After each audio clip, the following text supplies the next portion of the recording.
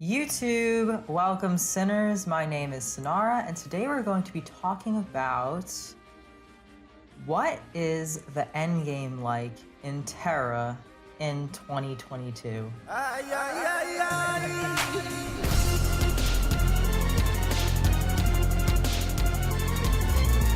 Now, I've watched a ton of videos of, is Tera worth playing in 20 whatever? Is this game worth playing? Should you pick up this MMO? And every single one of them disappoints me to no end. I don't really care about the leveling experience in any MMO. I see a leveling experience as some forced rite of passage to get to the end game of the actual game. So I'm never truly a fan of it. So all of these is it worth playing games that go over this massive questing experience that's pretty much more or less the same in every single game doesn't really tell me what I care about of if I should play X game in whatever year. So I looked around for like any meaningful answer. What is the end game in Tera like in 2022? And I didn't really find much of it. Every single video that talks about is it worth playing does not experience the end game. They all just get the level cap and they go, all right, that was it, that was the game. And if you really truly play MMOs like I truly really play MMOs, then you know that that's not true. That's not the end. That is when the game begins. So I decided I was gonna do it. I was gonna do it for myself. I was gonna start leveling, I was gonna get to the end game, I was gonna figure it out, and then I would have all the answers. So I started my journey a few weeks ago. I think it took me anywhere between 30 and 50 hours to get the level cap. Why such a big gap? Well, Tera doesn't have to really worry about server capacity, so I'm pretty sure I left the game on overnight, maybe a night or two, and I'm not really sure how much. All I know is that my Steam said 56 hours by the time I hit level 70. So I will go over the leveling experience in a very, very short way. It is one of the most fun leveling experiences I've had, and I hate leveling, but Tera did it in such a great way because the game was recently sold from en masse to Gameforge, and when they did that, they kind of rehauled the leveling experience. So Tera's leveling experience is a story mode quest. It's pretty much one quest line throughout the entire thing. Once they boost the experience, there's no true need for any of the side quests. When you log in, you have a bunch of experience buffs and different things that they give you for being a new character. You go through pretty much the main story, which is normal quests back and forth. However, once you get to around, I wanna say level 15, you start going into your first dungeons. Now, in Tera, in leveling, you're gonna spend more time in dungeons than you do outside of dungeons, which I thought was very interesting.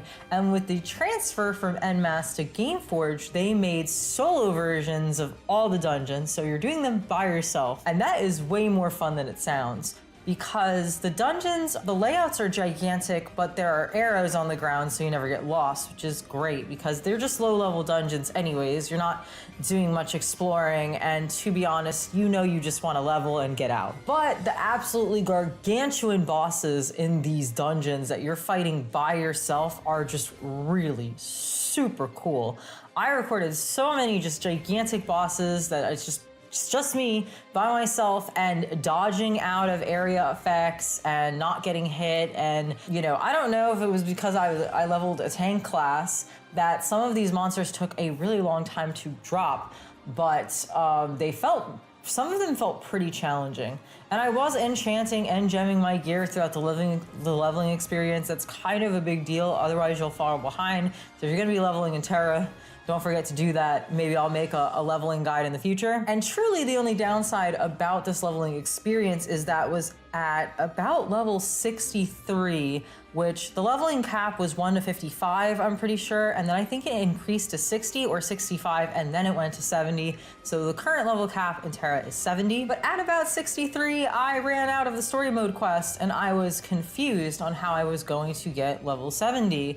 I looked around, I saw no more quests. I started asking in global chat, which I will give Tera. I never really judge a MMO by the people that play it. I think that's dumb. But the people in Tera are very friendly, and to be honest, they have no choice because otherwise there's gonna be no one to play. The moment you're a new player in Tera, everyone jumps on you and wants to suck your dick because they're hoping you'll stick around. So I started asking around. I said, I'm level 63, I'm out of the story mode quest, what do I do? The long and short answer was that I could spam a dungeon called, I think it was called Ebon Hold, it was called Ebon something, until level 65, and then at level 65 you get the coveted purple quest. If you play Tera, you know what the purple quest is. Well, the one bad part about this experience that I will say is that there is absolutely no instructions to this part of the game, and I know that this was because that this was an expansion, this was an add-on, this was not a part of the original game, but how the fuck was I supposed to know to push H to get to High Watch? High Watch is on a completely different part of the map. I don't even think you could get to it in any other way. There is no way that you could be outside of High Watch and walk into High Watch. So anyways, you get to High Watch and you go get your purple quest, you get a completely new set of really kick-ass looking gear, and then you move on to this 65 to 70 quest line, which is no more dungeons, it's just bland quests like everything else, but it's super fast, so you get through it. Ding, you are 70, congratulations. What do we do now? If you've ever actually talked to someone that actually knows what they're talking about, they will say that the end game in Tera is a grind. In my opinion, all end games in all games are a grind. In World of Warcraft, you bang your head against the same bosses over and over again. Sometimes they don't drop anything, so you get nothing. And you just keep doing that week by week by week until you get what you want. It is a grind. So what is the grind in Tera? Well, once you're level 70 and you are in High Watch, you have access to the instance matchmaker. Now, you had access to this all along, but no one else was doing it. So now's the time to use it. There are 3 dungeons at the start that your item level will allow you to do. So you click all 3 of them, you click instance queue, you queue up and you start doing these dungeons. Now, I will start off with my mistake that I made, which is that I just started doing the dungeons. Now, the gear set you got from your purple quest cannot be enchanted. And in this game, enchanting the gear is how you get higher level. Now, if you ever played a gacha game, like examples, Epic 7, then you would know that you plus 15 your gear, which takes other gear and puts it into your piece of gear until it ramps up and, you know, gets higher level. In Tera, it's a little different. You take old gear, you disenchant it, you get your materials, and then those materials will enchant the gear. Now, like most of these Korean games, the enchant has a chance to fail. In fact, you're only starting off at 40% chance of success rate on your first enchant, and it only goes downhill from there. Now, to me, on paper, that actually sounds better, because instead of farming Sire Denathrius for 87 weeks straight and getting nothing, you are actually just you already have your piece of gear because it drops like crazy, and you're just enchanting it to make it better. So it kind of sounds like it's okay. But when I started out with the purple quest gear, and I immediately got gear that was the exact same item level, but the difference between the purple quest gear and the dungeon gear is that you can enchant the dungeon gear. So I started replacing my purple quest gear with the dungeon gear, and I started enchanting it. That is truly the only way, really, that I saw to increase my item level to go play in the higher dungeons. And at a point in the game, this was the only way, because this was the only gear set available. However, we are probably 10 years later since that gear set was released. So how do you get higher item level without wasting too much of your time doing the low level stuff? Because everyone else is ahead of you. So after farming the 3 same dungeons, and let me tell you, that is what they mean when they say Tera is a grind. You do the 3 same dungeons over and over again. You open your chest, you get the loot, you disenchant that loot, you enchant your gear with that loot. It fails 60% of the time, and 1 piece of loot only gets you 3 powders or something like that. So you're running the same dungeon probably 5 times to get enough to try 1 enchant, and that is what they say when it's a grind. So I was not willing to just continue to do that. Now, I know there is a cash shop in Tera, but I had insisted on doing this completely free to play, aside from the super sexy cosmetic transmog that I bought. That does not count. That gives you no advantage, except for the fact that I get to see fat titties. So I started asking in general chat or global chat, what am I doing this right? Am I really meant to just grind these same 3 dungeons for oblivion? Because I'm only +2 on 1 item here, and my item level is moving up like a decimal, like if I'm lucky. That is when my questions had gotten answered. So, what is the endgame like in Tera? Circling back after my rambling, if you want to do it right, technically the endgame in Tera is you get level 70 and you start running dungeons and you save your gold. Because the answer to how do you skip these low-level dungeons or how do you get through these low-level dungeons without spending 100 hours on them is that you buy the gear off the auction house. Everything that's dropping from your chest, you can put on the auction house. My new plan was to just run the dungeon, not waste my gold on enchanting, because you do not want to waste your materials on blue gear. The gear rarity in this game goes blue, yellow, purple. So purple you think is epic, and yellow you think is legendary from World of Warcraft. It's actually the opposite. Purple is the best, yellow is below that, blue is below that, and I don't think there's a green. So my plan was I was going to run the dungeon, and I was going to save my pennies, and then I was gonna go on the auction house and buy the gear, because the gear is there. If you go, you scroll down, you'll find yellows everywhere. However, the person answering my question invited me to a group and told me to come to High Watch, and then met me and just open trade and flooded me with the best gear. And please don't say streamer privilege or anything like that, because this person had no idea who I was. I'm just a new Tera player that actually gives a shit. This was so spur of the moment, and to be honest, I was completely willing to just farm the gold. Also, what you can do is you could buy Tera passes, which is the essential to the WoW token, which is the essential like buying gold, is that you buy these cosmetics, you put them on the auction house, they sell them, then you use that gold to buy the gear. That was another option that I was considering. However, I didn't have to do that. I basically got, this is like, come on, like $8 worth of gear. Like the actual price of this gear in real life money is so insignificant that, you know, who actually cares? But I super appreciated it. He gave me a couple of pieces and I still needed to get the jewelry for myself, so I wasn't completely maxed out. Even then, these items are low level when it comes to enchanting, so they're basically worthless as they are. All this did was give me enough item level to run more than 3 dungeons, so I have a little bit more variety. But that's it. That's the entire endgame of Tera.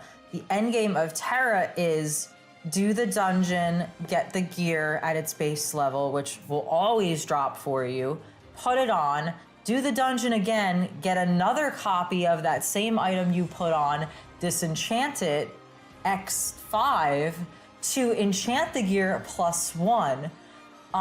The gear has a chance to fail its enchant, and then also the requirements and the materials for these enchants just get absolutely insane. Now, here is a downside that I did not yet reveal, is that also like gacha games, you are limited to the amount of dungeons you could do per day. So think of Resin in Genshin Impact, think of Energy in Epic 7, think of Serum in Punishing Grey Raven. Just you have stamina points to run these dungeons, and when the stamina points runs out, so is your dungeons for the day. Some of these dungeons have an additional lockout of 4 times per day, but there's only a few of them on the list that are limited to that amount. Now you can always buy, they're called adventure coins, by the way. You could always buy more adventure coins if you'd like to do more dungeons, but then also you can just completely skip the dungeons on their own by just buying something and selling it for gold, and then buying more gear off the auction house as disenchanting materials, and then just disenchanting that gear to enchant yours, because you're only running the dungeon for the chests that give you the gear in the first place. So really all you're doing is buying blues off the auction house to enchant your gear, and you don't have to run any of the dungeons that way. You can just do it that way. Now, of course, that negates the purpose, because if you just buy them off the auction house, you're not experiencing any gameplay. And what are you gaining in Tera by doing that? Because there's literally nothing else to do in the game. I think just in 2021, they removed the arena and they removed Guild vs. Guild. And they merged the PvP server in Europe. There is still a PvP server in North America.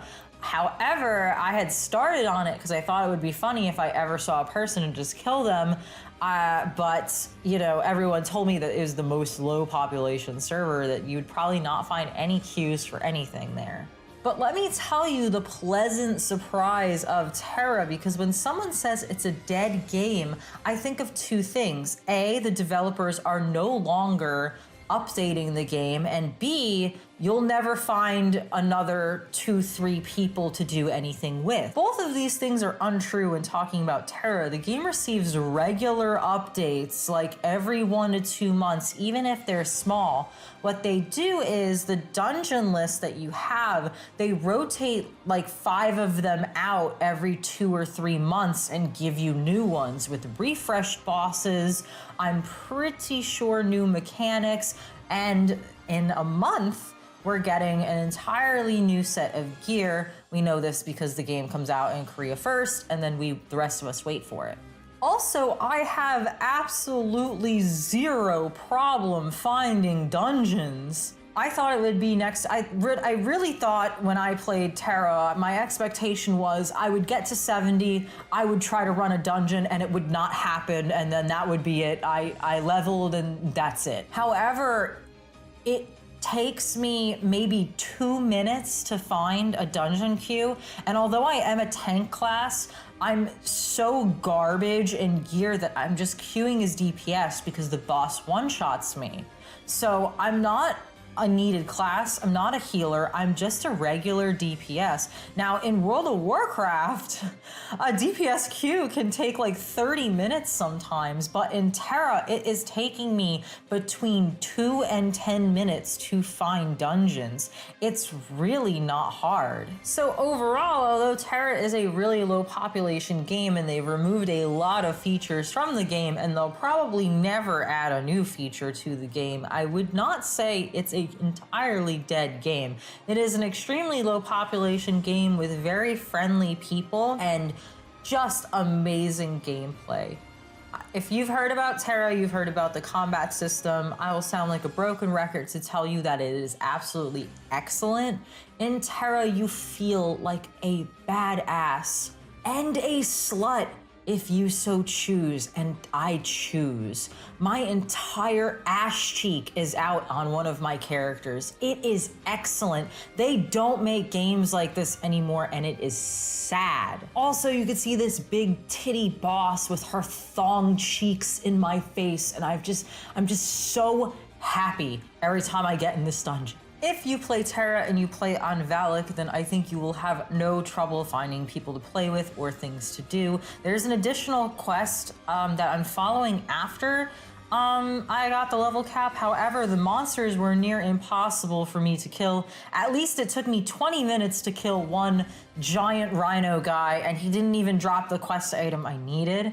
So I had decided I needed to gear better in order to kill these BAMs that are fluttering across the map. Dungeons I've been able to find every day without failure. There are battlegrounds, but I've never actually gotten into one. I've never really tried too hard. I always queue up for a battleground and a dungeon at the same time, and the dungeon queue just pops instantly and takes me out of the battleground queue.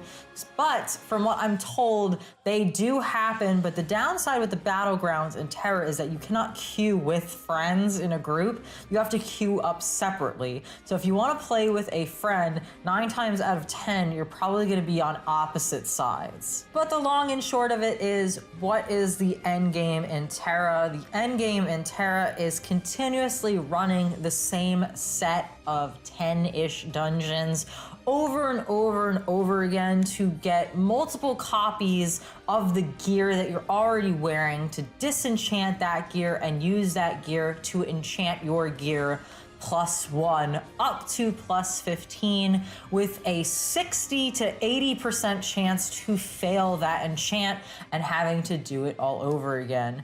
When they say that Tera is a grind, that's what they mean. It's repeatedly doing the same exact dungeon over and over and over and over again. Now, the combat in Tera is super fun, so it always feels great to be doing these dungeons, but I can tell you after about 4 to 5 days of spending all of my adventure coins without any refreshes that the same dungeon does get kind of boring. I've done this big titty thong cheeks girl probably about 14 times now. And at the moment, my highest level of gear has a +3. I have not yet unlocked the highest level of dungeons with an item level of 510.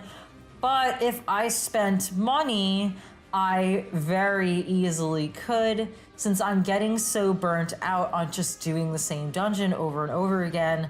I could just buy a couple of Tera passes and cosmetics and put those up on the auction house, and then use that gold to just buy out all of the low level gear on the auction house, disenchant all of that gear, enchant my gear, and unlock the 510 dungeon. Now, I'm pretty sure for the new level of gear that's coming out, you'll probably have to be close to 510 item level to be doing that dungeon, so it would be preparing me for the new set of gear that's coming out in about a month anyways. However, spending money in games never really bothers me too much. It's what the message is in doing that. So right now I'm getting burnt out on the same dungeons over and over again. If I pay money to just skip those dungeons over and over again, there's just new dungeons to do over and over again. And if I pay to skip those dungeons over and over again, I'm not playing a game. I'm just sitting there looking at my character dancing in high watch, which is not a terrible thing,